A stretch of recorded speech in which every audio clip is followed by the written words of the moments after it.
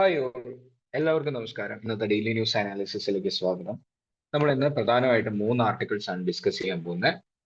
ഒന്നാമത്തെ article a move that endangers the right to vote.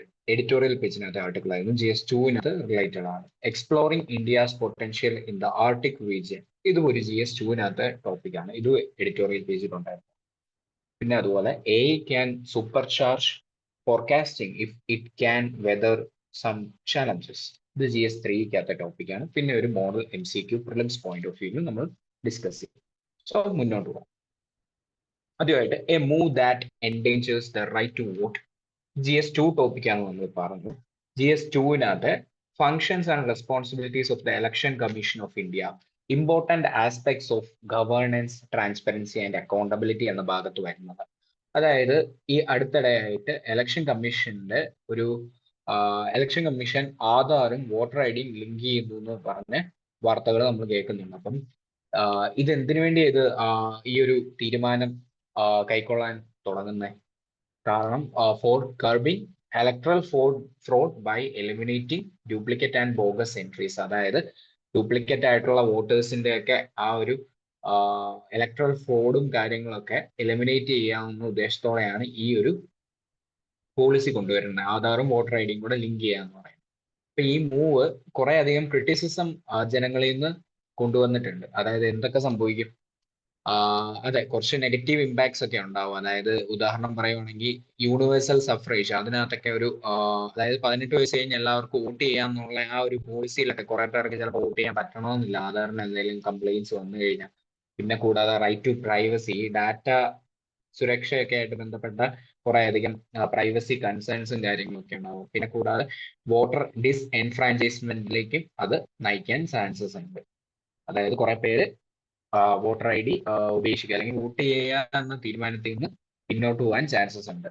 Aadhaar എന്ന് പറയുന്നത് നമുക്കറിയാം, ആധാർ ആക്ട് പ്രകാരം രൂപം കൊണ്ടേക്കുന്ന ഒരു കാര്യമാണ് ആധാർ എന്ന് പറയുന്നത്. ആധാർ ആക്ട് 2016 പ്രകാരം ഇതൊരു പ്രൂഫ് ഓഫ് സിറ്റിസൺഷിപ്പ് അല്ല, ബട്ട് ഓഫ് റെസിഡൻസി. അത് അവിടെ താമസിക്കുന്നു എന്നുള്ളതിന്റെ ഒരു തെളിവ് മാത്രമാണ് ആധാർ എന്ന് പറയുന്നത്. ഒരു സിറ്റിസൺഷിപ്പിന്റെ പ്രൂഫ് ഒന്നുമില്ല. അതുകൊണ്ട് തന്നെ ഇത് വോട്ടർ എലിജിബിലിറ്റി തീരുമാനിക്കുക എന്ന് പറയുന്നത് അതൊരു അൺസ്യൂട്ടബിൾ ആയിട്ടുള്ള കാര്യമാണ്.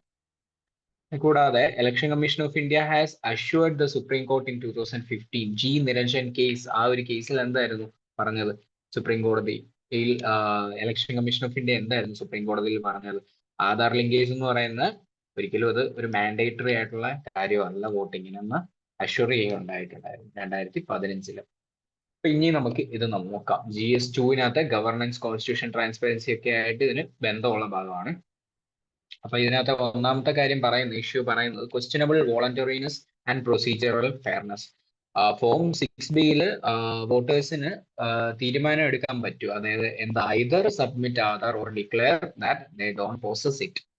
ഒന്നെങ്കിൽ ആധാർ സബ്മിറ്റ് ചെയ്യുക, അല്ലെങ്കിൽ എന്ത് ചെയ്യുക, ഡിക്ലെയർ ചെയ്യാൻ പറ്റും they did not possess it. This effectively coerces submission. അപ്പൊ സബ്മിറ്റ് ചെയ്യേണ്ട ആ ഒരു ഇതിലേക്ക് കോയേഴ്സീവ് ആയിട്ട് തന്നെ ആളുകൾ അത് ചെയ്യും. Citizens unwilling to submit Aadhaar are forced to physically appear before electoral officers, violating natural justice principles. അപ്പൊ ഇത് നാച്ചുറൽ ജസ്റ്റിസ് പ്രിൻസിപ്പിൾസ് ഒക്കെ വയലേറ്റ് ചെയ്യും. അതായത് ആധാർ അല്ലെങ്കിൽ സിറ്റിസൺസ് ആധാർ സബ്മിറ്റ് ചെയ്യാൻ അൺവില്ലിംഗ് ആവുകയാണെങ്കിൽ ഫോഴ്സിബിളി എന്തിലേക്ക് ചെല്ലേണ്ടി വരും? ഇലക്ട്രൽ ഓഫീസേഴ്സിന്റെ മുന്നിൽ ഹാജരാവേണ്ടി വരും ഫിസിക്കലി. പിന്നെ കൂടാതെ ഡിസ്എൻഫ്രാഞ്ചൈസ്മെന്റ് ആൻഡ് എക്സ്ക്ലൂഷൻ. ഞാൻ തൊട്ടു മുന്നേ പറഞ്ഞു, കുറെ പേര് ഇപ്പം ഉദാഹരണം പറയുകയാണെങ്കിൽ തെലങ്കാനയിലും ആന്ധ്രാപ്രദേശിലൊക്കെ ഏകദേശം 55 lakh വോട്ടേഴ്സ് റിമൂവ് ചെയ്തു അതായത് ഇലക്ട്രൽ റൂളിൽ നിന്ന്. അതായത് നേരത്തെ നടന്ന ആധാർ വോട്ടർ ID സീഡിങ്ങിന്റെ ഒരു ആഫ്റ്റർ എഫക്റ്റ് ആണ് അത്. ഈ മാസ് വോട്ടർ ഡിലീഷൻസ് എന്ന് പറയുന്നത്. കുറെ പേര് ഡിലീറ്റഡ് ആയി വോട്ടർ റോളിൽ നിന്നൊക്കെ, ഇലക്ട്രൽ റോളിൽ നിന്നൊക്കെ. ഈ ആക്ഷൻസ് ഒക്കെ എന്തിലേക്ക് നയിക്കും? ഇത് വൾണറബിൾ ഗ്രൂപ്പിൽ പെടുന്ന ആളുകളെയൊക്കെ അത് കുറെ അധികം നെഗറ്റീവായിട്ട് ഇമ്പാക്ട് ചെയ്യും. Especially elderly people, poor people, migrants, disabled ആയിട്ടൊക്കെ ഉള്ളവർക്ക് അതൊരു നെഗറ്റീവ് ഇമ്പാക്ട് സൃഷ്ടിക്കും. മൂന്നാമതായിട്ട് നമ്മൾ പറഞ്ഞു, ആധാർ എന്ന് പറയുന്നത് ഒരു പ്രൂഫ് ഓഫ് സിറ്റിസൺഷിപ്പ് ഒന്നും അല്ല. അതുകൊണ്ട് തന്നെ ആധാർ ആക്ട് 2016 പറയുന്നുണ്ട്, നമ്മുടെ ആധാറിന്റെ പുറകിൽ എഴുതിയും വെച്ചിട്ടുള്ള കാര്യമാണ്, Aadhaar is a proof of identity, not of citizenship. Non citizens residing in India for 182 plus days are eligible for Aadhaar, posing risk for illegal entries into the electoral roll. അതായത് നോൺ സിറ്റിസൺസ് ആയിട്ടുള്ള Indians 182 ദിവസത്തിലധികം ഇന്ത്യയിൽ താമസിച്ചു കഴിഞ്ഞാൽ ആധാറിന് eligible ആണ്. അപ്പൊ ഇതിലൊരു risk ഉണ്ട്. അതായത് കുറെ ഇല്ലീഗൽ എൻട്രീസ് ഒക്കെ നമ്മുടെ ഇലക്ട്രൽ റോളിൽ വരാം ഇതുമായിട്ട് ബന്ധിപ്പിച്ചാൽ. ഓക്കെ, അങ്ങനെ ഒരു കൺസേൺ ഉണ്ട്. പിന്നെ കൂടാതെ തന്നെ ഡാറ്റ ഷെയറിങ് ആൻഡ് പ്രൈവസി റിസ്കുകൾ കുറെ അധികം ഉണ്ടാകാൻ ചാൻസസ് ഉണ്ട്. NPR ഡാറ്റയൊക്കെ അലോ ചെയ്യാനുള്ള കുറെ പ്രൊവിഷൻസിനെ കുറിച്ചൊക്കെ പറയുന്നുണ്ട്. DBT സീഡിങ്, ഡാറ്റ വ്യൂവർ, അതൊക്കെ അലോ ചെയ്യാനുള്ള കുറെ, ഈ ലിങ്ക് ചെയ്യുന്ന സമയത്ത് ഇങ്ങനെ കുറെ അധികം ഡാറ്റാസ് ആളുകളുടെ ആക്സസ് ചെയ്യാനുള്ള കുറെ കാര്യങ്ങൾ ഉണ്ടാവും. അപ്പൊ അതെന്താ കുറെ അധികം കൺസേൺസ് റേസ് ചെയ്യും. ഈ ഡാറ്റ ഒക്കെ മിസ്യൂസ് ആവാനുള്ള ചാൻസസ് ഉണ്ട്. ഇത് നമുക്കറിയാം റൈറ്റ് ടു പ്രൈവസിയുടെ ഒരു വയലേഷനാണ്. KS Puttaswamy versus union of India 2017 verdict പ്രകാരം എന്താ പറഞ്ഞത്? ഈ റൈറ്റ് ടു പ്രൈവസി എന്ന് പറയുന്ന ആർട്ടിക്കിൾ 21 പ്രകാരം ഇതൊരു ഫണ്ടമെന്റൽ റൈറ്റ് ആയിട്ട് പറഞ്ഞിട്ടുണ്ട്. ഇതൊരു പ്രിലിംസിൽ എപ്പോഴും ചോദിക്കുന്ന ഒരു ക്വസ്റ്റ്യൻ ആണ്. ഒന്ന് എന്താണെങ്കിലും ആർട്ടിക്കിൾ 21 കുറിച്ചൊക്കെ ഒരു ക്വസ്റ്റ്യൻസ് മിക്കവാറും പ്രിലിംസിൽ ഉള്ളതാണ്. സോ പ്രിലിംസ് പോയിന്റ് ഓഫ് വ്യൂവിൽ ഓർത്തിരിക്കുക, എല്ലാവർക്കും അറിയാവുന്നതാവും. ഓക്കെ, ഇനി അടുത്ത UIDAI and Aadhaar database have been shown to be error prone. നമുക്കറിയാം എപ്പോഴും ആധാറിന്റെ ഡാറ്റാബേസിലൊക്കെ കുറെ കംപ്ലൈൻസിനെ കുറിച്ച് നമ്മൾ കേൾക്കുന്നു. സോ ഇതൊരു റിലയബിൾ ആയിട്ടുള്ള ഒരു കാര്യമായിട്ട് നമുക്ക് വോട്ടർ ഒതന്റിക്കേഷൻ ഒന്നും യൂസ് ചെയ്യാൻ പറ്റത്തില്ല. CAGയുടെ ഒരു റിപ്പോർട്ട് ഉണ്ടായിരുന്നു 2022, അതിലും ഇത് പറയുന്നുണ്ടായിരുന്നു. സോ ഇത് നിങ്ങൾക്ക് മെയിൻസിലൊക്കെ കോട്ട് ചെയ്ത് എഴുതാൻ പറ്റുന്ന കാര്യങ്ങളൊക്കെയാണ്. ഇനിയിപ്പോ നമ്മൾ പറഞ്ഞ എന്താ, ഡാറ്റ ഷെയറിംഗ് ആൻഡ് പ്രൈവസി റിസ്കിനെ കുറിച്ച് പറഞ്ഞു. എത്തിക്സ് ഇന്റഗ്രിറ്റിയിലൊക്കെ GS4 ഉപയോഗപ്പെടുന്ന ഒരു കാര്യങ്ങളാണ്. ഇനി അടുത്തൊരു പോയിന്റ് ഉണ്ട്, institutional overreach and lack of constitutional alignment. അപ്പം UIDAI എന്ന് പറഞ്ഞാൽ നമുക്കറിയാം എന്താ, അതൊരു സ്റ്റാറ്റ്യൂട്ടറി ബോഡി, അതായത് ആധാറിന്റെ ഒരു ഹെഡ് ആയിട്ടുള്ള ബോഡിയാണ് ഈ പറയുന്ന UIDAI എന്ന് പറയുന്ന ഒരു സ്റ്റാറ്റ്യൂട്ടറി ബോഡിയാണ്. അതായത് നിയമം വഴി സ്ഥാപിതമായ ഒരു ബോഡിയാണ്. അപ്പം പക്ഷേ ഇലക്ഷൻ കമ്മീഷൻ ഓഫ് ഇന്ത്യ എന്ന് പറയുന്നത് ഒരു കോൺസ്റ്റിറ്റ്യൂഷണൽ ബോഡി, ആർട്ടിക്കിൾ 24 പ്രകാരമാണെന്ന് നമുക്കറിയാം. പ്രിലിംസിലൊക്കെ നമ്മൾ പഠിക്കണം. So handling electoral data to UIDAI erodes ECI's independence. അതായത് ഇതൊരു കോൺസ്റ്റിറ്റ്യൂഷണൽ ബോഡിയായ ECI, അവര് ഓട്ടോണമസ് ആയിട്ട് ഓപ്പറേറ്റ് ചെയ്യേണ്ടത്. അവരെ ഈ പറയുന്ന സ്റ്റാറ്റ്യൂട്ടറി ബോഡി ആയിട്ടുള്ള UIDAI കൂടെ ലിങ്ക് ചെയ്ത് കഴിഞ്ഞാൽ അവിടെ എന്താണ്, UIDAIക്ക് ചിലപ്പം ഇലക്ട്രൽ റോൾ വെരിഫിക്കേഷൻ ഒക്കെ ഒരു റോള് കിട്ടും. അങ്ങനെ വന്നു കഴിയുമ്പോൾ എന്ത് സംഭവിക്കും, ഒരു ഓട്ടോണമസ് ആയിട്ടുള്ള ഒരു ബോഡി ആയിട്ടുള്ള ഈ ഇലക്ഷൻ കമ്മീഷൻ ഓഫ് ഇന്ത്യ എന്നുള്ളതിന്റെ ആ ഒരു സ്റ്റാറ്റസ് അവിടെ മാറാൻ ചാൻസസ് ഉണ്ട്. ഇത് ഈ പ്രിൻസിപ്പിൾ അണ്ടർമൈൻ ചെയ്യാൻ അല്ലെങ്കിൽ അതിനെ ഒരു കോട്ടം സംഭവിക്കാൻ ചാൻസ് ഉണ്ട്. അടുത്തതായിട്ട് ഇതിനകത്ത് കുറച്ച് ഓൾട്ടർനേറ്റീവ് മെക്കാനിസംസ് സജസ്റ്റ് ചെയ്യുന്നുണ്ട്. അതിനകത്ത് ഒന്നാമത് പറയുന്നത് ബൂത്ത് ലെവൽ ഓഫീസേഴ്സിനെ ഒക്കെ ഉപയോഗിച്ചിട്ട് നമുക്ക് ഡോർ ടു ഡോർ വെരിഫിക്കേഷൻ ഒക്കെ കണ്ടക്ട് ചെയ്യാം. കൂടാതെ ഒരു transparent, inclusive and locally accountable methods കുറെ അധികം യൂസ് ചെയ്യാം. എക്സാമ്പിൾ ഇതിൽ പറയുന്നത് എന്താ, സോഷ്യൽ ഓഡിറ്റ്സ് ഒക്കെ നമുക്ക് യൂസ് ചെയ്യാം. ഇപ്പൊ MG നരേഗ സ്കീം, അതിനകത്ത് തൊഴിലുറപ്പ് പദ്ധതി, അതിനകത്ത് സോഷ്യൽ ഓഡിറ്റിംഗ് ചെയ്യുന്നതിനെ കുറിച്ച് നമ്മൾ കേൾക്കുന്ന. സോ ഇതൊക്കെ ട്രാൻസ്പെറൻസി എൻഷുർ ചെയ്യാൻ സഹായിക്കുന്ന, ട്രാൻസ്പെറൻസി എന്നൊക്കെ പറയുന്നത് GS4 നമ്മൾ എപ്പോഴും കേൾക്കുന്ന ഒരു ടോപ്പിക്കാണ് എത്തിക്സിനകത്ത്. ഓക്കെ, ഇനി അടുത്ത പബ്ലിക് ഹിയറിംഗ്സ് ഒക്കെ കണ്ടക്ട് ചെയ്യാം. പിന്നെ കൂടാതെ focus on manual electoral strengthening rather than tech driven exclusion. അപ്പോൾ ടെക്നോളജി യൂസ് ചെയ്യുന്ന സമയത്തുള്ള എക്സ്ക്ലൂഷൻസ് ഒക്കെ ഒഴിവാക്കിക്കൊണ്ട് കുറച്ച് മാനുവൽ ആയിട്ടുള്ള ഇലക്ട്രോൾ സ്ട്രെങ്തനിങ് ഒക്കെ നടത്താൻ ഒരു റെക്കമെൻഡേഷൻ ഈ പറയുന്ന ആർട്ടിക്കിൾ തരുന്നുണ്ട്. കൺക്ലൂഷൻ ആയിട്ട് എന്ത് പറയാം, എത്തിക്കൽ ആൻഡ് കുറച്ച് കോൺസ്റ്റിറ്റ്യൂഷണൽ ഇംപ്ലിക്കേഷൻസ് നമ്മൾ നോക്കുവാണെങ്കിൽ Aadhaar voter ID linkage is an example of technological overreach that can undermine democracy, risk denial of voting rights, surveillance and political profiling. ഇതിനൊക്കെ ചാൻസസ് ഉണ്ട്. Reforms should aim to enhance voter participation. ഇപ്പൊ എന്തിലേക്കാണ് reforms നയിക്കേണ്ടത്, അതൊരു voter participation കൂട്ടുന്നതിലേക്കാണ് നയിക്കേണ്ടത്, not restrict it. Solutions must be citizen centric. അപ്പൊ നമ്മൾ എപ്പോഴും ഒരു പോളിസി മേക്കിങ്ങിന്റെ ഭാഗമായിട്ട് പറയുന്നത് എന്തായിരിക്കണം, ആ ഓരോ സൊല്യൂഷൻസ് കൊണ്ടുവരിക എന്നൊക്കെ പറയുന്നത് സിറ്റിസൺ സെൻട്രിക് ആയിരിക്കണം. കൂടാതെ റൈറ്റ്സ് ബേസ്ഡ് ആയിരിക്കണം, കോൺസ്റ്റിറ്റ്യൂഷണലി കംപ്ലൈന്റ് ആയിരിക്കണം, അതായത് കോൺസ്റ്റിറ്റ്യൂഷനോട് ചേർന്ന് പോകുന്നതായിരിക്കണം. സോ ഇതൊക്കെയാണ് ഇതിന്റെ ഒരു എത്തിക്കൽ ആൻഡ് കോൺസ്റ്റിറ്റ്യൂഷണൽ ഇംപ്ലിക്കേഷൻസ് എന്ന് പറയുന്നത്. ഇനി അടുത്ത ഒരു ആർട്ടിക്കിൾ ഉണ്ടായിരുന്നു എഡിറ്റോറിയൽ പേജിൽ തന്നെ, exploring India's potential in the Arctic region. അപ്പം ഇന്ത്യ ആർട്ടിക് റീജിയനുമായിട്ടുള്ള ഒരു ബന്ധങ്ങളെ കുറിച്ചൊക്കെ ഉള്ള ഒരു ആർട്ടിക്കിൾ ആയിരുന്നു. നമ്മുടെ UPSC മെയിൻ സിലബസിനകത്ത് GS2 വരുന്നതാണ്. ഇന്റർനാഷണൽ റിലേഷൻസിന്റെ ഭാഗത്ത് bilateral, regional and global groupings and agreements involving India and all affecting India's interest പിന്നെ അല്ലാതെ തന്നെ India's engagement with the Arctic council and its relations with Russia and other Arctic nations. India ആർട്ടിക്കും തമ്മിലുള്ള ബന്ധങ്ങളെ കുറിച്ചാണ് ഇതിനകത്ത് പറയുന്നത്. നമുക്കറിയാം 1920 ഇതിന്റെ ഒരു ബാക്ക്ഗ്രൗണ്ട് നമ്മൾ പരിശോധിക്കാൻ പോവാം. 1920 ഒരു സ്വാൽബാർഡ് ട്രീറ്റി എന്ന് പറയുന്ന ഒരു ട്രീറ്റി സൈൻ ചെയ്യുകയുണ്ടായി. അത് കഴിഞ്ഞ് 2008 ഒക്കെ ആയപ്പോഴത്തേനും ഇന്ത്യ ആദ്യത്തെ ആർട്ടിക് റിസർച്ച് സ്റ്റേഷൻ ഹിമാദ്രി സ്വാൽബാർഡിൽ നോർവേയിൽ സ്ഥാപിച്ചു. അത് കഴിഞ്ഞിട്ട് 2013 ആയപ്പോഴത്തേനും ഇന്ത്യക്ക് ഒരു ഒബ്സർവർ സ്റ്റാറ്റസ് ആർട്ടിക് കൗൺസിലിൽ ലഭിച്ചു. 2022 ആയപ്പോൾ ഫസ്റ്റ് ആർട്ടിക് പോളിസി റിലീസ് ചെയ്തു. നമ്മൾ ഇത് ഡീറ്റെയിൽ ആയിട്ട് ഈ സ്ലൈഡിൽ കാണുന്നുണ്ട്. ഇന്ത്യയുടെ ഇൻവോൾവ്മെന്റിനെ കുറിച്ചാണ് പറയുന്നത്. ഇനിഷ്യൽ ഫേസിൽ നമ്മൾ പറഞ്ഞു എന്താ ഇന്ത്യയുടെ എൻഗേജ്മെന്റ് ഏകദേശം 1920s സ്റ്റാർട്ട് ചെയ്യുന്നതാണ്. എങ്ങനെയാ തുടങ്ങുന്നത്? സ്വാൽബാർഡ് ട്രീറ്റി പാരീസിൽ വെച്ച് സൈൻ ചെയ്യുകയുണ്ടായി. India is one of the very few countries to set up a permanent station in the Arctic for the purposes of scientific research. It launched its first scientific expedition to Arctic in the first week of August 2007. കുറെ അധികം scientific ടീംസിനെയൊക്കെ India ഈ പറയുന്ന ആർട്ടിക്കിലേക്ക് കുറെ അധികം studies ഒക്കെ conduct ചെയ്യാൻ വേണ്ടി സമ്മറിലും വിന്ററിലും ഒക്കെ എക്സ്പെഡീഷൻസ് ഒക്കെ നടത്താനായിട്ട് അയക്കാറുണ്ട്. ഇന്ത്യയുടെ സ്റ്റഡീസ് കൂടുതൽ ഫോക്കസ് ചെയ്യുന്ന glaciology, hydro chemistry, microbiology, atmospheric sciences. അപ്പൊ അറ്റ്മോസ്ഫിയറും ഒക്കെ ആയിട്ട് റിലേറ്റ് ചെയ്ത് ഒത്തിരി അധികം സ്റ്റഡീസ് ഒക്കെ ഇന്ത്യ കണ്ടക്ട് ചെയ്യാറുണ്ട്. കുറെ അധികം ഇൻവോൾവ്മെന്റ്സ് നമ്മൾ മുന്നോട്ട് വരുമ്പോൾ നോക്കുവാണെങ്കിൽ ഹിമാദ്രി എന്ന് പറയുന്ന റിസർച്ച് സ്റ്റേഷൻ നമ്മൾ പറഞ്ഞു സ്വാൽബാർഡിൽ നോർവേയിൽ എന്താണ് സ്റ്റാർട്ട് ചെയ്യുകയുണ്ടായി 2008. പിന്നെ കൂടാതെ ഇന്ത്യ ഇൻഡാർക്ക് എന്ന് പറയുന്ന ഒരു മൾട്ടി സെൻസറി ഒബ്സർവേറ്ററി ഒക്കെ ഡിപ്ലോയ് ചെയ്തു 2014. പിന്നെ 2016 India northern most atmospheric laboratory ഒക്കെ സെറ്റപ്പ് ചെയ്തു. ഇതൊക്കെ എന്തിനു വേണ്ടിയാ? ക്ലൗഡ്സിനെ കുറിച്ച് പഠിക്കാനും പ്രസിപ്പിറ്റേഷനെ മഴയൊക്കെ കുറിച്ച് പഠിക്കാനും ലോങ് ഒത്തിരി അധികം കൺസേൺ ആയിട്ടിരിക്കുന്ന സമയം. സോ അതിനെക്കുറിച്ചൊക്കെ പഠിക്കാൻ വേണ്ടിയാണ് ഇന്ത്യ ഈ പറയുന്ന അറ്റ്മോസ്ഫിയറിക് ലാബോറട്ടറീസ് ഒക്കെ സെറ്റ് ചെയ്തത്. അടുത്തത് ആർട്ടിക് കൗൺസിൽ കിട്ടി. ആർട്ടിക് കൗൺസിൽ എന്ന് പറഞ്ഞു കഴിഞ്ഞാൽ ഇതൊരു ഇന്റർ ഗവൺമെന്റൽ ഫോറം ആണ്. ഇതിനു വേണ്ടിയാ? ഗവൺമെന്റൽ ഫോറം ആണ് ഈ പറയുന്ന ആർട്ടിക് കൗൺസിൽ എന്ന് പറയുന്നത്. ഇത് ഏകദേശം 8 ആർട്ടിക് സ്റ്റേറ്റ്സ് ആണ് ഇത് എസ്റ്റാബ്ലിഷ് ചെയ്തിരിക്കുന്നത്. Countries whose territories fall in the Arctic region through the Ottawa declaration of 1996. അപ്പോൾ ഈ ഒട്ടാവ ഡിക്ലറേഷൻ എന്തുമായിട്ടാണ് പ്രിലിംസിലൊക്കെ ചോദിച്ചാൽ ഈ പറയുന്ന ആർട്ടിക് കൗൺസിലൊക്കെ ആയിട്ട് ബന്ധപ്പെട്ട ഒരു ഡിക്ലറേഷൻ ആയിരുന്നു ഈ പറയുന്ന ഒട്ടാവ ഡിക്ലറേഷൻ എന്ന് പറയുന്നത്. മെമ്പർ നേഷൻസ് ഏതൊക്കെയാണ് ഈ കൗൺസിലിനെ നോക്കാൻ നമുക്ക്. കാനഡ വരുന്നുണ്ട്, kingdom of Denmark, Finland, Iceland, Norway, Russia federation, Sweden and US. ഇത്രയും പറയുന്ന രാജ്യങ്ങളാണ് ഈ member Nations of the council. Okay, കുറെ അധികം സ്കാൻഡിനേവിയൻ രാജ്യങ്ങളും ഒക്കെയാണ് ഇതിൽ വരുന്നത്. അതായത് ആർട്ടിക്കിനോട് ചേർന്ന ടെറിട്ടറീസ് ഫോളോ ചെയ്യുന്ന കൺട്രീസ് ആണ് ഈ പറയുന്ന ആർട്ടിക് കൗൺസിലിലെ അംഗങ്ങൾ. ഇവരെന്തിനാണ്? ഇവരൊരു കോപ്പറേഷൻ പ്രൊമോട്ട് ചെയ്യാൻ വേണ്ടിയാണ് ഈ പറയുന്ന ആർട്ടിക് ഏരിയയിൽ കോപ്പറേഷൻ പ്രൊമോട്ട് ചെയ്യാൻ വേണ്ടിയാണ് ഈ ഒരു കൗൺസിൽ ഫോം ചെയ്തിരിക്കുന്നത്. ഇതൊരു ഇന്റർ ഗവൺമെന്റൽ ഫോറം ആണ്.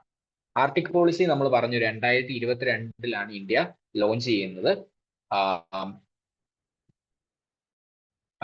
ഇന്ത്യ ഗവൺമെന്റ് അൺവെയിൽ ചെയ്തു 2022 ആർട്ടിക് പോളിസി. ഇതിന്റെ ഉദ്ദേശം എന്താണ്?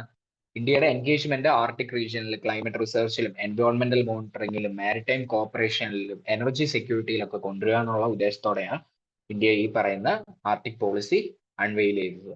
National centre for polar and ocean research under the ministry of earth science will serve as the nodal agency in implementing the Arctic policy. അപ്പൊ ഇത് പ്രിലിംസിൽ ചോദിക്കാം, ഈ ഏത് മിനിസ്ട്രി ആണ് അല്ലെങ്കിൽ ഏത് സെന്റർ ആണ് ഇവിടെ നമ്മുടെ ആർട്ടിക് പോളിസിയുടെ നോഡൽ ഏജൻസി എന്ന്? അത് മിനിസ്ട്രി ഓഫ് എർത്ത് സയൻസസ് കീഴിൽ വരുന്ന national centre for polar and ocean research ആണ്. നമ്മൾ ന്യൂസ് പേപ്പർ ആർട്ടിക്കിളിന്റെ ഒരു ബാക്ക്ഗ്രൗണ്ട് ചെക്ക് ചെയ്യുവാണെങ്കിൽ ഇന്ത്യയുടെ സ്ട്രാറ്റജിക് ഇൻട്രസ്റ്റിനെ കുറിച്ചൊക്കെയാണ് പറയുന്നത് ഈ ആർട്ടിക് റീജിയനിൽ. നമുക്കറിയാം ഇപ്പം ഇന്നത്തെ ഈ കോണ്ടെക്സ്റ്റ് ഈ ആർട്ടിക് റീജിയൻ എന്ന് പറയുന്നത് വളരെയധികം ഡിസ്കഷൻസ് വരുന്നതാണ്. കാരണം in the context of climate change, global trade and geopolitical realignment. ഇപ്പം ആർട്ടിക്കിലെ ഐസ് ഒക്കെ മെൽറ്റ് ചെയ്യുന്ന സമയം. സോ ഇതെന്ന് പറയുന്ന ക്ലൈമറ്റ് ചേഞ്ചിന്റെ ഒരു ക്രൈസിസിന്റെ ഒരു പീക്ക് പോയിന്റ് എന്നതിലപ്പുറം അല്ലെങ്കിൽ ക്ലൈമറ്റ് ക്രൈസിസിന്റെ ഒരു മെയിൻ സെന്റർ എന്നുള്ളതിന്റെ ഒരു അപ്പുറം ഇതിൽ എന്താ വരുന്നത് നമുക്ക് കാണാൻ പറ്റുന്നത്, ഇതിൽ കുറേയധികം പുതിയ സീ ട്രേഡ് റൂട്ട്സ് ഒക്കെ അവിടെ എമേർജ് ചെയ്ത് വരുന്നുണ്ട്. അതിലൂടെ പിന്നെ കൂടാതെ കുറെ എനർജി റിസോഴ്സസ് ഒക്കെ ഉണ്ട് അവിടെ. ജിയോ പൊളിറ്റിക്കൽ ആയിട്ട് കുറെ ലിവറേജ് എടുക്കുന്നുണ്ട് ആളുകൾ. ഈ ആർട്ടിക്കിൾ ഇവാലുവേറ്റ് ചെയ്യുന്ന ഇന്ത്യയുടെ എൻഗേജ്മെന്റിനെ കുറിച്ച്, ആർട്ടിക്കുമായിട്ടുള്ള എൻഗേജ്മെന്റിനെ കുറിച്ച്, എങ്ങനെയാണ് ഇന്ത്യ എൻഗേജ് ചെയ്യുന്നത് through diplomatic channels, trade, shipping infrastructure, climate strategy. അപ്പം ഇതിൽ എംഫസൈസ് ചെയ്യുന്ന കൂടുതലും എന്തിനു വേണ്ടിയാ, ഒരു സ്ട്രക്ചേർഡ് ആയിട്ടുള്ള ഒരു ലോങ് ടൈം ആർട്ടിക് പോളിസിയുടെ ആവശ്യകതയെ കുറിച്ചും ഈ ആർട്ടിക്കിളിൽ പറയുന്നുണ്ട്. അപ്പൊ ഇതിന്റെ മെയിൻ പോയിന്റ്സ് പരിശോധിക്കുകയാണെങ്കിൽ, ആർട്ടിക് എന്ന് പറയുന്ന ഒരു ജിയോ പൊളിറ്റിക്കൽ ആൻഡ് എക്കണോമിക് ഓപ്പർച്യൂണിറ്റിയാണ്. ആർട്ടിക്കിലെ ആ ഒരു മെൽറ്റിംഗ് മാത്രമല്ല, അവിടെ ആ മെൽറ്റിങ്ങിലൂടെ ഗ്ലോബൽ വാർമിങ്ങിന്റെ ഒരു ഇമ്പാക്ട് കാണുന്നതിനപ്പുറം കുറെ കാര്യങ്ങളും നമുക്ക് അവിടെ കാണാൻ പറ്റും. It open up new shipping lines and energy resources. കുറേയധികം ഷിപ്പിംഗ് ലൈൻ ഒക്കെ അവിടെ ഓപ്പൺ ആയി വരുന്നുണ്ട്. ഈ ഡെവലപ്മെന്റ്സ് ഒക്കെ ഗ്ലോബൽ പവേഴ്സിനെ, US, റഷ്യ, ചൈന, EU, അതായത് യൂറോപ്യൻ യൂണിയൻ, ഇവരെയൊക്കെ അവരുടെ ആർട്ടിക് സ്ട്രാറ്റജീസിനെ റീആക്സസ് ചെയ്യാനൊക്കെ പ്രേരിപ്പിക്കുന്നുണ്ട്. ഇന്ത്യ നോൺ ആർട്ടിക് നേഷൻ ആണ്, പക്ഷേ sees significant commercial and strategic value in engaging with the region. അപ്പൊ നമ്മൾ കുറേയധികം കൊമേഴ്ഷ്യലും സ്ട്രാറ്റജിക്കും വാല്യൂയും ഈ പറയുന്ന ആർട്ടിക് ആയിട്ട് എൻഗേജ് ചെയ്യുന്നത് നമ്മൾ കാണുന്നുണ്ട്. യഥാർത്ഥ ക്ലൈമറ്റ് ചേഞ്ച് എന്ന് പറയുന്ന ഒരു കാറ്റലിസ്റ്റ് ആണെന്ന് നമുക്കറിയാം. സെപ്റ്റംബറിലെ ആർട്ടിക് ഐസിന്റെ ഷ്രിങ്കിങ് റേറ്റ് ഇവിടെ പറയുന്നുണ്ട് ഏകദേശം 12% പെർ ഡെക്കേഡ് ആണ്. 1979 ടു 2020 ഒരു ഡാറ്റയാണ്. ഈ പറയുന്ന ഹൈലി മെൽറ്റ് ആയിക്കൊണ്ടിരിക്കുന്ന ഈ ഐസ് കുറേയധികം ഗ്ലോബൽ ട്രേഡ് ഡൈനാമിക്സിലൊക്കെ കുറേയധികം ഷിഫ്റ്റ് കൊണ്ടുവരുന്നുണ്ട്. നമ്മുടെ ഈ പറയുന്ന മാരിടൈം ലോജിസ്റ്റിക്സിലെ കുറേയധികം വൾണറബിലിറ്റീസിനെ എക്സ്പോസ് ചെയ്ത് കാണിക്കുന്നുണ്ട്. ഇന്ത്യയുടെ ക്ലൈമറ്റും ട്രേഡ് പോളിസീസ് ഒക്കെ ഈ പറയുന്ന ആർട്ടിക്കിളെ ട്രെൻഡുമായിട്ട് അലൈൻ ചെയ്തു വരേണ്ട ആവശ്യകതയെക്കുറിച്ച് ഈ ആർട്ടിക്കിളിൽ പറയുന്നുണ്ട്. കാരണം നമ്മൾ ബാക്കിയുള്ള രാജ്യങ്ങൾ ഇവിടെ കുറേയധികം അതിന്റെ ആ ഒരു ഫ്രൂട്ട്സ് ഒക്കെ എടുക്കുന്നുണ്ട്. അതുകൊണ്ട് തന്നെ നമ്മൾ എന്താണ് ആ ഒരു കോമ്പറ്റീറ്റീവ്ലി നമ്മളും ഇത് ഈ പറയുന്ന climate and trade policies align ചെയ്യുന്നുണ്ട് ആർട്ടിക്കുമായിട്ട്. ഇന്ത്യയുടെ ആർട്ടിക് സ്ട്രാറ്റജി പരിശോധിക്കുകയാണെങ്കിൽ നമ്മൾ പറഞ്ഞു 2022 ഒഫീഷ്യൽ ആയിട്ട് ആർട്ടിക് പോളിസി ഇന്ത്യ റിലീസ് ചെയ്തു. സയന്റിഫിക് റിസർച്ചിൽ ഊന്നിക്കൊണ്ട്, എൻവയോൺമെന്റൽ പ്രൊട്ടക്ഷനിൽ ഊന്നിക്കൊണ്ട്, പിന്നെ അതുപോലെ economic and human development, connectivity and maritime corporation, ഇതൊക്കെയായിരുന്നു അതിന്റെ ഒരു പ്രൈം ഫോക്കസ് എന്ന് പറയുന്നത്. ഇന്ത്യ എന്ന് പറയുന്നത് നമ്മൾ പറഞ്ഞു 2013 മുതൽ എന്താണ് ഒബ്സർവർ സ്റ്റാറ്റസ് ആണ് ആർട്ടിക് കൗൺസിൽ ഉള്ളത്. ആ സമയത്തൊരു member of Arctic council as an observer status ആണ് ഇന്ത്യക്കുള്ളത്. ഓക്കെ, 2013 മുതൽ. പിന്നെ investment in shipping and maritime infrastructure including a proposed 3,500 crore maritime development fund indicates India's seriousness. അപ്പൊ നമ്മൾ കുറേയധികം ഇൻവെസ്റ്റ്മെന്റ്സ് ഈ പറയുന്ന ഷിപ്പിംഗ് ആൻഡ് മാരിടൈം ഇൻഫ്രാസ്ട്രക്ചറിൽ ഇൻവെസ്റ്റ് ചെയ്യുന്നുണ്ട്. അപ്പൊ അതെന്താണ് ഇന്ത്യയുടെ ആ ഒരു സീരിയസ്നെസ്സിനെ കാണിക്കുന്നുണ്ട്. പിന്നെ അതുപോലെ 3,500 കോടിയുടെ ഒരു മാരിടൈം ഡെവലപ്മെന്റ് ഫണ്ട് ഒക്കെ പ്രപ്പോസ് ചെയ്തിട്ടുണ്ട്. സോ ഇതൊക്കെ ഇന്ത്യ ഈ ഒരു മേഖലയിൽ കൊടുക്കുന്ന ഒരു സീരിയസ്നെസ്സിനെ സൂചിപ്പിക്കുന്നതാണ്.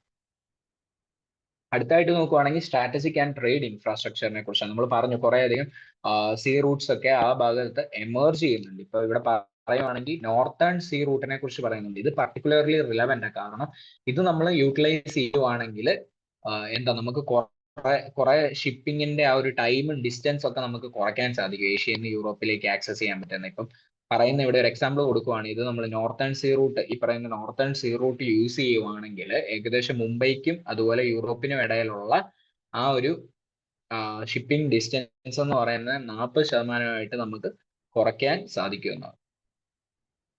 പിന്നെ അതുപോലെ റഷ്യയുടെ റോള് നമ്മൾ പറയുന്നുണ്ട്. Russia's role and international corporation. നമ്മളിവിടെ ആർട്ടിക്കിലെ മെമ്പേഴ്സിനെ കുറിച്ച് പറഞ്ഞപ്പോൾ നമ്മൾ കുറച്ച് മെമ്പേഴ്സിൽ ഒരാൾ ആരായിരുന്നു?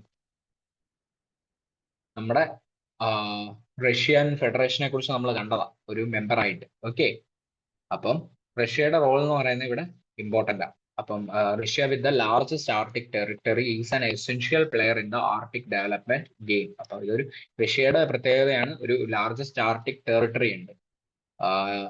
പിന്നെ India's existing diplomatic and defence relations with Russia can support Arctic engagement. നമ്മൾ നല്ലൊരു റിലേഷൻസിലാണ് റഷ്യ ആയിട്ട് പോകുന്നത്. ഉദാഹരണം പറയുകയാണെങ്കിൽ അടുത്തിടയ്ക്ക് വ്ളാഡിവോസ്റ്റോക്ക് ചെന്നൈ മാരിടൈം കൊറിഡോർ ഒക്കെ നമ്മൾ കണ്ടതാണ് ന്യൂസിനകത്ത്. However multilateral cooperation is needed to ensure എൻവയോൺമെന്റൽ protection and sustainability. Multilateral cooperation കൊണ്ടുവരേണ്ട ആവശ്യകതയാണ്. എന്നിരുന്നാൽ പോലും, അതായത് രണ്ട് രാജ്യങ്ങൾ തമ്മിൽ മാത്രമല്ല, ഒരു മൾട്ടിലാറ്ററൽ കോപ്പറേഷനിലൂടെ നമുക്ക് ആ ഒരു കോപ്പറേഷനിലൂടെ മാത്രമേ നമുക്ക് അതിന്റെ ഒരു കുറെ അധികം ഫ്രൂട്ട്സ് നമുക്ക് ബെയർ ചെയ്യാൻ സാധിക്കൂ. Call for policy action. India urge ചെയ്യുന്നത്, ഈ ആർട്ടിക്കിളിൽ പറയുന്നത് ഇന്ത്യ കുറച്ചുകൂടെ സ്വിഫ്റ്റ് ആയിട്ട് ആക്ട് ചെയ്യണമെന്നാണ് പറയുന്നത്. And not lose its commercial advantage point. നമുക്ക് ആ ഒരു കൊമേഴ്ഷ്യലി കിട്ടാൻ പോകുന്ന അഡ്വാൻറ്റേജ് നമ്മൾ ലൂസ് ചെയ്യാൻ പാടില്ല. It recommends India focus on climate resilient infrastructure and scientific diplomacy. നമ്മൾ കുറച്ചുകൂടെ ക്ലൈമറ്റ് റെസിലിയന്റ് ഇൻഫ്രാസ്ട്രക്ചറിലും അതുപോലെ സയന്റിഫിക് ഡിപ്ലോമസിയിലൊക്കെ കുറച്ചുകൂടെ ഊന്നൽ കൊടുക്കണമെന്ന് പറയുന്നത്. ക്ലൈമറ്റ് റെസിലിയന്റ് ഇൻഫ്രാസ്ട്രക്ചർ പറയുമ്പോൾ നമ്മൾ ഐറിസ് ഇനിഷ്യേറ്റീവ് ഒക്കെ നമ്മളാണ്, ഇന്ത്യയാണ് മുന്നിൽ വെച്ചത്. ബാക്കി small and island development countries ഒക്കെ താഴ്ന്നു പോകുന്ന സമയത്ത്, അതായത് കടലിൽ ഗ്ലോബൽ വാർമിംഗിന്റെ ഇമ്പാക്ട് കൊണ്ട് സീ ലെവൽ റൈസ് ചെയ്ത് കുറെ അധികം രാജ്യങ്ങളൊക്കെ കടലിനടി താഴ്ന്നു പോകുന്ന സമയത്ത് നമ്മൾ പ്രപ്പോസ് ചെയ്തിട്ടുണ്ടായിരുന്നു ക്ലൈമറ്റ് റെസിലിയന്റ് ഇൻഫ്രാസ്ട്രക്ചർ കൊണ്ടുള്ള അതിന് ഐറിസ് ഇനിഷ്യേറ്റീവ് എന്നൊക്കെ നമ്മൾ പറഞ്ഞതാണ്. Playing a role in global forums and research partnerships is essential to balance development and environmental priorities. Conclusion പറയുകയാണെങ്കിൽ നമ്മൾ പറഞ്ഞു ഇന്ത്യയുടെ സ്റ്റാൻഡ് എന്ന് പറയുന്ന ഒരു ക്രൂഷ്യൽ ജങ്ക്ചറിലാണ് നിൽക്കുന്ന ആർട്ടിക് എൻഗേജ്മെന്റിൽ. With melting ice opening up new routes and energy options, timely strategic and policy actions can place India as a key stakeholder in future global trade and climate negotiations. The Arctic region, once considered distant, is rapidly becoming central to India's maritime strategy, energy security, and global diplomatic influence. അടുത്ത ഒരു article ഉണ്ടായിരുന്നു, AI can supercharge forecasting if it can weather some challenges എന്ന് പറഞ്ഞു. ഇത് GS3 science and technology പരമായിട്ട് important ആയിട്ടുള്ള ഒരു ആർട്ടിക്കിളാണ്. ഇതിനകത്ത് പറയുന്നത് ട്രഡീഷണൽ ആയിട്ടുള്ള നമ്മുടെ വെതർ ഫോർകാസ്റ്റിംഗ് വേഴ്സസ് AI ഫോർകാസ്റ്റിങ്ങിനെ കുറിച്ച് പറയുന്നത്. ട്രഡീഷണൽ വെതർ ഫോർകാസ്റ്റിംഗ് എന്തിലായിരുന്നു റിലൈസ് ചെയ്തിട്ടുണ്ടായിരുന്നത്? കുറെ അധികം ന്യൂമറിക്കൽ മോഡൽസ് ഒക്കെ, ഫിസിക്സുമായിട്ട് ബന്ധപ്പെട്ട ന്യൂമറിക് മോഡൽസിലൊക്കെ റിലൈ ചെയ്തിട്ടുണ്ടായിരുന്നെങ്കിൽ ആർട്ടിഫിഷ്യൽ ഇന്റലിജൻസ് അല്ലെങ്കിൽ മെഷീൻ ലേണിംഗ് മോഡൽസ് എന്നൊക്കെ പറയുന്ന ഡാറ്റ ഡയറക്റ്റ് ആയിട്ട് അനലൈസ് ചെയ്യുക, learning patterns without requiring physical laws ഒന്നും ഉപയോഗിക്കാതെ തന്നെ പാറ്റേൺസ് ഒക്കെ ലേൺ ചെയ്യാവുന്ന സംവിധാനങ്ങളാണ് ഈ പറയുന്ന ആർട്ടിഫിഷ്യൽ ഇന്റലിജൻസിലും മെഷീൻ ലേണിംഗ്സിലും ഉള്ളത്. അഡ്വാൻറ്റേജസ് എന്തൊക്കെയാ എയുടെയും അതുപോലെ മെഷീൻ ലേണിംഗിന്റെയും ഒക്കെ? ഫാസ്റ്റർ ആയിട്ട് നമുക്ക് എന്താണ്, faster and potentially more accurate in forecasting extreme events like heat waves, droughts and floods. കുറച്ചുകൂടെ ആക്യുറേറ്റ് ആയിട്ട് ഇതൊക്കെ പ്രെഡിക്റ്റ് ചെയ്യാൻ സാധിക്കും. പിന്നെ കൂടാതെ can detect complex non linear relationships and patterns missed by traditional models. അപ്പൊ ട്രഡീഷണൽ മോഡൽസ് മിസ് ചെയ്ത കുറെ അധികം റിലേഷൻഷിപ്സിനെ കുറിച്ചും പിന്നെ അതുപോലെ പാറ്റേൺസിനെ കുറിച്ചൊക്കെ ഇവർക്ക് ഡിറ്റക്ട് ചെയ്തെടുക്കാൻ പറ്റും ഈ പറയുന്ന എഐക്കും മെഷീൻ ലേണിംഗ്.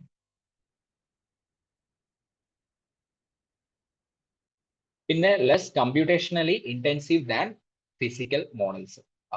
ഫിസിക്കൽ മോഡൽസിനെ വെച്ച് കമ്പയർ ചെയ്യുമ്പോൾ എന്താ അത്ര ഒരു കമ്പ്യൂട്ടേഷൻസും കാര്യങ്ങളൊക്കെ നമ്മൾ നോക്കുമ്പോൾ അത് കുറവാണ്. നമ്മൾ പറഞ്ഞു ഒത്തിരി അധികം ഫിസിക്കൽ ലോസ് ഒന്നും ഇവിടെ യൂസ് ചെയ്യുന്നില്ല. അപ്പൊ അത്ര കോംപ്ലിക്കേഷൻസ് ഒക്കെ നമുക്ക് കുറച്ചെടുക്കാൻ പറ്റും. ഗവൺമെന്റ് ഇനിഷ്യേറ്റീവ്സ് ഉണ്ടായിരുന്നു. മിഷൻ മൗസമിനെ കുറിച്ച് നമ്മൾ കേട്ടതാണ് 2024 2000 കോടി ഇനിഷ്യേറ്റീവ് ആണ് ഇതിനു വേണ്ടി to improve weather forecasting using AI. അതാണ് മിഷൻ മൗസം എന്ന് പറയുന്നത്. പിന്നെ കൂടാതെ AI or machine learning centres established by under the ministry of earth sciences to develop urban and short term forecast. അപ്പൊ നമ്മൾ തൊട്ട് മുന്നേ നമ്മൾ പറഞ്ഞ ആർട്ടിക്കിളിൽ നമ്മൾ ഈ മിനിസ്ട്രി ഓഫ് എർത്ത് സയൻസസിനെ കുറിച്ച് നമ്മൾ കേട്ടിരുന്നു. അപ്പൊ ഇതിനകത്ത് മിനിസ്ട്രി ഓഫ് എർത്ത് സയൻസസിനെ കുറിച്ച് പറയുന്നുണ്ട്. നമ്മുടെ ഈ പറയുന്ന AI മെഷീൻ ലേണിംഗ് സെന്റേഴ്സ് ഒക്കെ മിനിസ്ട്രി ഓഫ് എർത്ത് സയൻസസിന്റെ കീഴിലാണ് ഫോം ചെയ്തത്, പിന്നെ അതുപോലെ എസ്റ്റാബ്ലിഷ് ചെയ്തിരിക്കും. ഇനി അടുത്തത് റീസെന്റ് ഡെവലപ്മെന്റ്സ് നോക്കുവാണെങ്കിൽ IIT ഡൽഹിയിലൊക്കെ എന്താ ഡെവലപ്പ് ചെയ്തവരും മൺസൂൺ പ്രഡിക്ഷൻ മോഡൽ ഒക്കെ ഡെവലപ്പ് ചെയ്തു using 100 years of data with 61.9% accuracy. അപ്പം ഹൈലി ആക്യുറേറ്റ്, ഏകദേശം 61.9% ആക്യുറേറ്റ് ആയിട്ടുള്ള മൺസൂൺ പ്രഡിക്ഷൻ മോഡലൊക്കെ നമ്മുടെ IIT ഡൽഹി 100 വർഷത്തെ ഡാറ്റ ഉപയോഗിച്ചിട്ട് ഡെവലപ്പ് ചെയ്യുന്നുണ്ടായി. സോ അതൊക്കെ ഒരു വലിയ പ്രോമിസിംഗ് ആയിട്ടുള്ള ലീപ്പാണ് നമ്മൾ ഈ പറയുന്ന വെതർ ഫോർകാസ്റ്റിംഗിലൊക്കെ. ഇനി അടുത്ത മേജർ ചലഞ്ചസ് നമ്മൾ നോക്കുവാണെങ്കിൽ ഡാറ്റ അവൈലബിലിറ്റി ഒന്നാമത്തെ ഒരു ചലഞ്ചാണ്. Need for high quality and extensive data sets. പിന്നെ രണ്ടാമത്തേതെന്ന് പറഞ്ഞാൽ റിസോഴ്സസിന്റെ കാര്യമാണ്. Lack of interdisciplinary experts in both AI and climate science. അപ്പം എ എക്സ്പേർട്ട് ആയാൽ മാത്രം പോരാ, എയും ക്ലൈമറ്റ് സയൻസും ആയിട്ട് ആ ലിങ്ക് ചെയ്ത് ഒരു ഇന്റർഡിസിപ്ലിനറി ആയിട്ടുള്ള അപ്രോച്ച് സ്വീകരിച്ചു. നമ്മളിപ്പം ഇന്നത്തെ കരിക്കുലത്തിനെ കുറിച്ചൊക്കെ നമ്മൾ കഴിഞ്ഞ ഒരു ക്ലാസ്സിൽ നമ്മൾ ഡിസ്കസ് ചെയ്തിട്ടുണ്ട്. DNA നമ്മൾ തന്നെ പറഞ്ഞാണ് ഇന്റർഡിസിപ്ലിനറി നമ്മുടെ എഡ്യൂക്കേഷൻ പോളിസി ഒക്കെ പറഞ്ഞപ്പോഴാണ്. അപ്പം മൾട്ടി ഡിസിപ്ലിനറി അപ്പുറം എന്താ ഇന്റർഡിസിപ്ലിനറി അപ്രോച്ച് ആവശ്യമാണ്. So lack of interdisciplinary experts in both AI and climate science അതൊരു ചലഞ്ചാണ്. പിന്നെ കൂടാതെ interpretation difficulties of AI models, പിന്നെ need for hybrid models combining AI with physics based models. അപ്പൊ അതൊക്കെ ആവശ്യകതയാണ് ഈ കമ്പൈൻഡ് ആയിട്ടുള്ള എയും ഫിസിക്സ് ബേസ്ഡ് മോഡലൊക്കെ കമ്പൈൻ ചെയ്തുള്ള ഹൈബ്രിഡ് മോഡൽസ്. ഇനി അടുത്ത് ഡിഫറിങ് എക്സ്പേർട്ട് ഒപ്പീനിയൻസ്. അതായത് ഇവിടെ നമ്മൾ കുറച്ച് എക്സ്പേർട്സ് ഇതിനകത്ത് പറയുന്നുണ്ട്. സം എക്സ്പേർട്സ് എന്താ വ്യൂ ചെയ്തേക്കുന്നത്, lack of data is the main hurdle. Data ഇല്ലാത്തതാണ് മെയിൻ ആയിട്ടുള്ള ഒരു ഹാർഡിൽ എന്ന് പറയുന്നത്. Others emphasise shortage of skilled professional. കുറച്ച് പേര് പറയുന്നത് ഷോർട്ടേജ് ഉണ്ട് സ്കിൽഡ് പ്രൊഫഷണൽസിന്റെ എന്നാണ് പറയുന്നത്. Regional climate complexity in India demands tailored solutions and improve sensor networks. Regional ആയിട്ടുള്ള ക്ലൈമറ്റ് കോംപ്ലക്സിറ്റി ഒക്കെ ഇന്ത്യയുടെ ഡിമാൻഡ് ചെയ്യുന്നുണ്ട്. കുറച്ചുകൂടെ ടൈലേർഡ് ആയിട്ടുള്ള സൊല്യൂഷൻസും കാര്യങ്ങളൊക്കെ, കുറച്ച് ഇംപ്രൂവ്ഡ് ആയിട്ടുള്ള സെൻസർ നെറ്റ്വർക്ക്സ് ഒക്കെ കൊണ്ടുവരേണ്ട ആവശ്യകതയെ കുറിച്ച് പറയുന്നുണ്ട്. ഫ്യൂച്ചർ ഡയറക്ഷൻസ് നമ്മൾ നോക്കുവാണെങ്കിൽ എൻകറേജിങ് ഇന്റർഡിസിപ്ലിനറി കൊളാബറേഷൻ. നമ്മൾ ചലഞ്ച് പറഞ്ഞ ഇന്റർഡിസിപ്ലിനറി എക്സ്പേർട്സിന്റെ ഒക്കെ ആവശ്യമുണ്ട്. അപ്പൊ അവരെയൊക്കെ എൻകറേജ് ചെയ്യുക, അങ്ങനത്തെ ഇന്റർഡിസിപ്ലിനറി കൊളാബറേഷൻ ഒക്കെ എൻകറേജ് ചെയ്യുക. Establishment of exclusive AI climate institutes, emphasise on developing region-specific models, caution advised due to trust and interpretability issues with AI models. അപ്പം ഈ പറയുന്ന ഇന്റർപ്രറ്റബിലിറ്റി ഇഷ്യൂസ് ഒക്കെ എന്താ, അതൊക്കെ ടാക്കിൾ ചെയ്യുക, ഇങ്ങനത്തെ കാര്യങ്ങൾ ഇപ്പോഴത്തെ ആ ചലഞ്ചസ് ഒക്കെ പരിഹരിക്കുക. അപ്പം എന്താ നമുക്ക് കുറച്ചുകൂടെ എഫിഷ്യന്റ് ആയിട്ടുള്ള ഒരു സിസ്റ്റം നമുക്ക് കൊണ്ടുവരാൻ സാധിക്കും. AI ഉപയോഗിച്ച് ക്ലൈമറ്റ് മോഡലിംഗ് ചെയ്യാൻ സാധിക്കും. ഒരു UPSC പ്രിലിംസ് പ്രാക്ടീസ് ക്വസ്റ്റ്യൻ കൂടെ ഇവിടെയുണ്ട്. ക്വസ്റ്റ്യൻ ഇതാണ്: consider the following statements regarding the Arctic council and India's role in the Arctic region. Statement 1: The Arctic Council is a legally binding treaty-based organization that governs the use of Arctic natural resources. India holds permanent membership in the Arctic Council. India released its Arctic policy in 2022 with a focus on climate research, connectivity, and international cooperation. The Northern Sea Route (NSR), which lies through the Arctic Ocean, significantly reduces the travel distance between India and Europe. Which of the statements given above are correct? Option A, statement 1 and 2 only. Option B, statement 3 and 4 only. Option C, 1, 3 and 4 only. Option D, 2, 3 and 4 only. എല്ലാവരും ഇപ്പൊ തന്നെ ഒന്ന് comment ബോക്സിൽ ഇതിന്റെ answer ഒന്ന് type ചെയ്യാം. അടുത്ത സ്ലൈഡിൽ ഇതിന്റെ ആൻസർ ഞാൻ ഇട്ടിട്ടുണ്ട്. ഒന്ന് പോസ്റ്റ് ചെയ്താണെങ്കിലും ഇതിന്റെ ആൻസർ എല്ലാവരും നമ്മളിന്ന് പഠിച്ചതുമായിട്ട് ബന്ധപ്പെട്ട ഒന്ന് ട്രൈ ഔട്ട് ചെയ്യണം. നമ്മളിങ്ങനെ ചെറിയ സ്റ്റെപ്പ് എടുത്ത് നോക്കുമ്പോൾ നമുക്ക് പ്രിലിംസിലൊക്കെ നമുക്കിത് വളരെയധികം ഹെൽപ്ഫുൾ ആയിരിക്കും. സോ ഓക്കെ, അപ്പം ഹാപ്പി ലേണിംഗ്. എല്ലാവരും നന്നായിട്ട് പഠിക്കാൻ. എന്തെങ്കിലും ഡൗട്ട്സ്, ക്വയറീസ്, കാര്യങ്ങളൊക്കെ ഉണ്ടെങ്കിൽ എല്ലാവരും കമന്റ് ബോക്സിൽ ചോദിക്കാം. സോ അടുത്ത ദിവസം കാണും വരേക്കും നന്ദി, നമസ്കാരം. Thank you.